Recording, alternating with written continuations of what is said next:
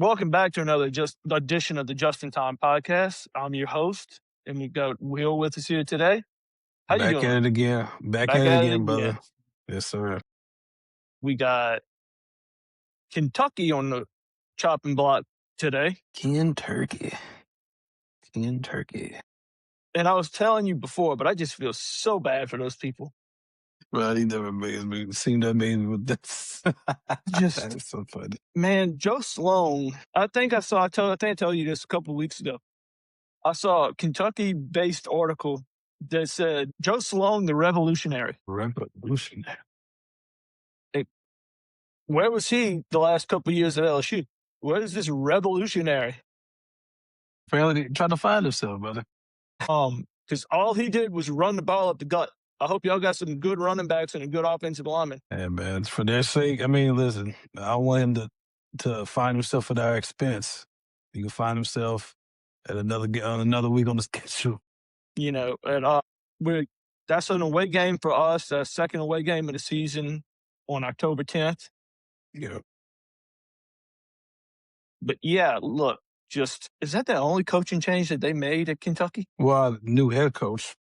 Okay, they got a new head coach. That head coach must have realized he was at Kentucky after he got hired and said, I got to get somebody that can get me in and out this place quick with a paycheck. Let me hire Joe Sloan. Hey, get some experience in there. Yeah. But looking at their schedule, they've got Youngstown on September 5th at 1 o'clock. That should be that's there, actually. That's not even a home game for them. That's interesting. Never mind, it is a home game for them. It's 1 It is o'clock. a home game. Yeah, I their assume schedule. This is Eastern times, but their schedule is LSU puts that stuff when they put their schedule on the website. Yeah. If LSU's a home team, they put it on the other side. And Right. It makes sense, yeah. Yeah, they don't do that. So Yeah, that's why I said that's an away game. But that September is rough. They got Bama in week 2 and A&M on week 3. And College Station. Now, thankfully for their sake, they got 3 of the first 4 at the crib. I know Tech A&M is at College Station, but that is a brutal 2 weeks, brother. That's a brutal 2 weeks to break in a new coach. Oh, man. You get your hopes up. You get your hopes up with a win on September 5th. And then you go to week 2 and you play Alabama and probably get skull drugged. Then you go to A&M and get skull drugged. And you come home to face South Alabama. You get a little break. And then, you open October with an interesting game against South Carolina. Yeah. Then following, you got us, Granted, you thought that September was rough. You ain't seen nothing yet. Well, Oklahoma, Ed Norman, God bless your soul. God bless your soul. Then you got Vandy, Tennessee, and Knox. Then you got Florida, and then Florida at home. Then you get a little break with Missouri. Now, granted, I think we go to Knoxville too. Granted, but I mean, yeah, we do go to Knoxville. Yeah, but if you thought that September was rough, gee, man, Kentucky bourbon sales is gonna be through the roof. Hey, listen, that alcohol ain't gonna help. It'll make them. Speaking from experience, that doesn't help when you're trying to forget your football season with Joe Sloan at the helm. Man, listen, nothing about alcohol can help you. They need the coach that can come in there and just set the tone. And speaking of, Will Stein is the name of the coach. Yeah, he was from the University of Oregon, where he served as the offensive coordinator and quarterbacks coach most recently. Well, that's good. Hopefully he can reel Joe Sloan in, and maybe he just put Joe Sloan and named him as offensive coordinator as When you look at their recent history, Oregon's always been steady with quarterbacks. Yeah. As long as we've been watching, most recent Dante Moore, Bo Nix. I mean, they have Dylan Gabriel. They have a steady recent history, especially. Yeah. If you're looking at his track record, I mean, it's a very respectable track record. Yeah. But Joe Sloan just you would think he's drunk when he made those decisions when he was at LSU. You have the same symptoms with a lot of other guys. I mean, you got a 3rd and 25, and your big brilliant ideas. We were running up the gut, but ooh, what a way to welcome the new coach to the SEC. Then with So Bama in week 2, A&M in week 3. Then South Carolina is a sneaky team, you know? that's my point. And it's like the thing is like they will fight. You know, none of Coach Beamer they are pesky. They'll fight. Yeah, let's see when they I'm not. play. This ain't no. That's. I don't think that's gonna be no cakewalk for anybody for that matter. No, let me see. Let me just do some digging real quick. They play. Yeah, so South Carolina normally turns it on right after the Alabama game, Yeah. and unfortunately for Kentucky, that's who they play right after. They play Bama, and yeah, no, they don't have a bye week like I thought. Okay, so it goes straight from South Carolina. Normally plays their best football around the time they play Alabama, and after Right. they play Bama on the 26th, and then they play at home against Kentucky on the 3rd. So, but to the point, just what a break in for a new coach, and especially a new coach that's new to the SEC. You know? Yeah. That's a great welcome. I would call it the greatest welcome. I Yeah, mean, honeymoon phase is over, and been over already. dude. God The bless them. the at the rate they're going, I don't know how crazy Kentucky fans are about their football team. It's been. I mean, listen. You know, Mark Stoops really was their steadiest coach. I mean, he did an incredible job Yeah. considering it's a legendary basketball school. Uh huh. But I know it for a lot of people it run its course. Yeah. But But you I mean, know, there's only so much you can do at Kentucky, in my opinion, in yeah. football. But But yeah, look, if you're going into the SEC at any other school, if you were at LSU and you were a new coach, the only thing they say Brian Kelly from when his first year, from the honeymoon phase straight to the divorce phase, in the first year was when he beat Bama. yeah. I mean, they like I always give him credit. I mean, he's restabilized the program because they just fought like the last previous 2 years before here, it was a mess. Yeah. And like I didn't think they were going to get to the title game in year one, like the Hmm. SEC title game. That's incredible coaching job. Yeah. But like And look, it wasn't sustained. we talked about it at the beginning of last season. Is Yeah, Brian Kelly the great stabilizer, but yeah. or not? And to your point, he did stabilize the program, but he also destabilized it towards the end. Yeah, yeah, no doubt. I just saying, like the thing is, because you look at his history of about, and I know we get off tangent, but just like he has made every program he was respectable, and Yeah. if those programs are already historically great, he restabilized them, Yeah. and he deserves credit for that. But like when you have like the bad losses and like the bad units I Hmm. always go back to like the two units, elite units he wasted. 2023 offense, 25 Yeah. defense. And like it's tough to keep your job Exactly. because you don't have to be that special on the other sides when you have that elite units to Hmm. carry you. And he just didn't take advantage. Yeah. And So look, it's just the fact that we're talking about Brian Kelly just for the fact that that's our most recent example for a coach who yeah, wasn't in the SEC. right. Our last coach that didn't play coaching, the last two coaches that we had that didn't coach in the SEC beforehand had massive success. Yeah. And Nick Saban and then Les Miles. Hmm. Then we had Edo, who had great success. Brian Kelly went on a scale of wing sauce, wimpy to mild success. Yeah, like just back to back 10-win season to start. I mean, Yeah, like because Les Miles, like he led in his first year in '05, he led the program to double digit wins and lost in the conference title game. That was the same thing with what Brian Kelly did. yeah, But like you said, it just after 23, it just gradually just went down. yeah. Like he had some on that wing sauce scale. He had some moments that put him at that almost to medium, Yeah. but it whimpered off at the back end and it went straight to wimpy. If I had to rate his 4 years at LSU, I'd put it as a mild encroaching on wimpy. Vocabulary, brother. I love it. Uh, Private school education, brother. We love it. yeah, but look, I'm going to take a minute to give a quick shout out to Go Glove Yes, Worx. that's right. You know, let me pull it up again. They are located in Denham Springs, right out of Baton Rouge. Facebook is Go Glove Worx, G A U X. Glove Worx. And then Instagram and TikTok is Geaux Glove Worx 44. Again, That's it's right. GAUXGLOVEUORX 44. Just like we already talked about this in previous episode. Just like upcoming like startup. I would say startup business, but like this is relatively new, it's relatively small. So just obviously based on what the pictures that just now I've seen so far, they do a really excellent job. Yeah. I really just impressed, blown away by what I've seen with like the improvements. I talked about one of the previous episodes we did recently, just with the glove, it was like the size of the glove was just really out of whack. But Yeah. after they did put their touch on it, obviously it's a seamless fit. And that's Yeah. one of the many examples that they have on their pages. So obviously Yeah. be sure And to check them then out. hopefully I can bring in my dad has a A2000 glove that needs some work. Yeah. If we can find it, hopefully I'll give y'all a firsthand example Yeah.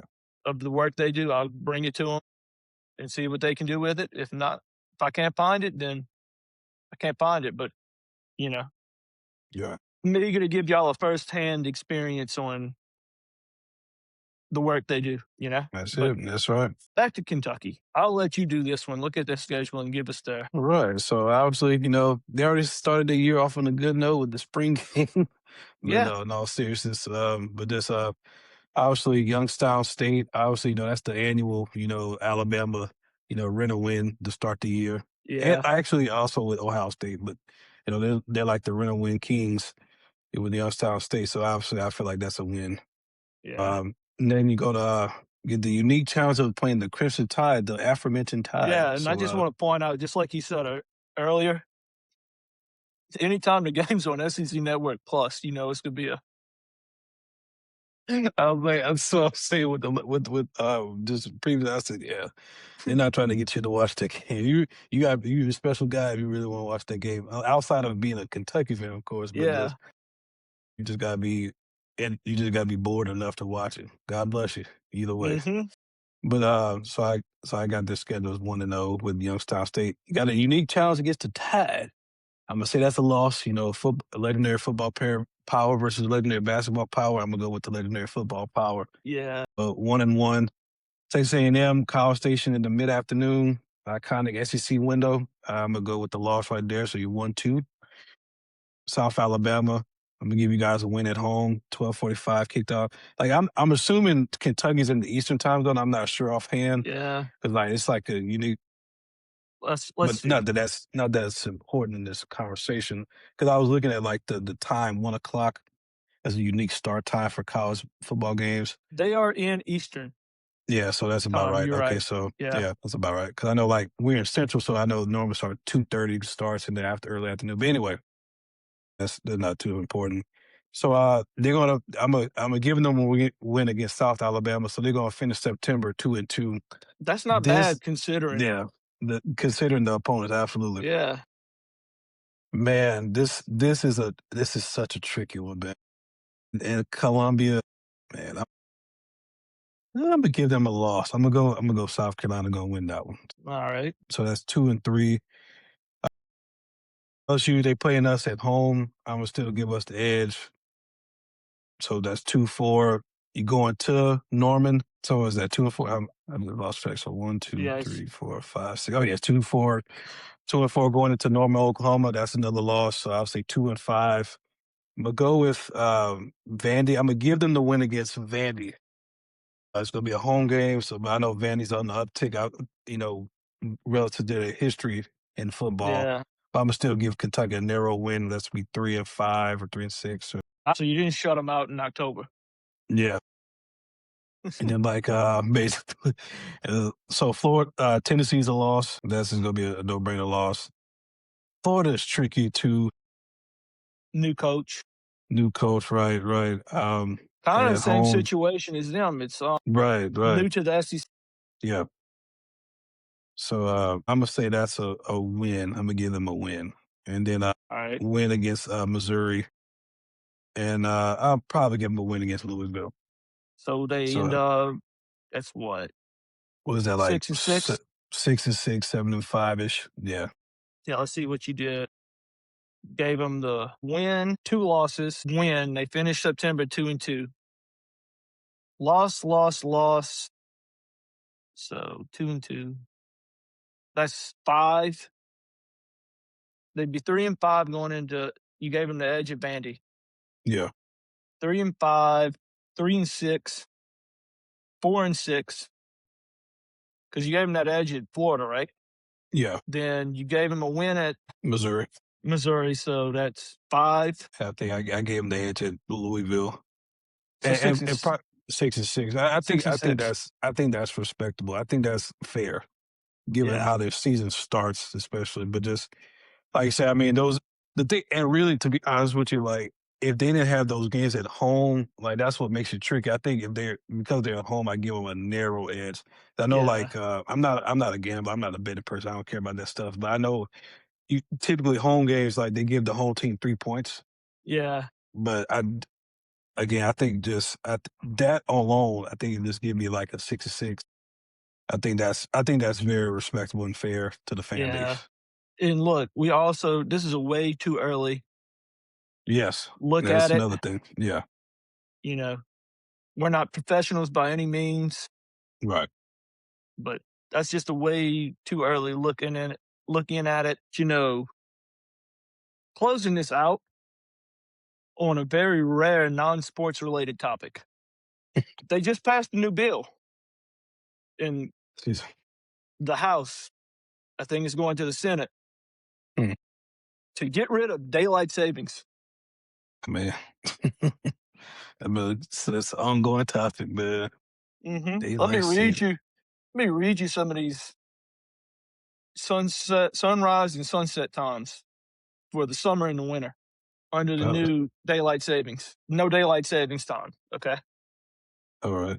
Leaving it under permanent daylight savings time, like it wants, so not changing it, leaving it to where it is right now.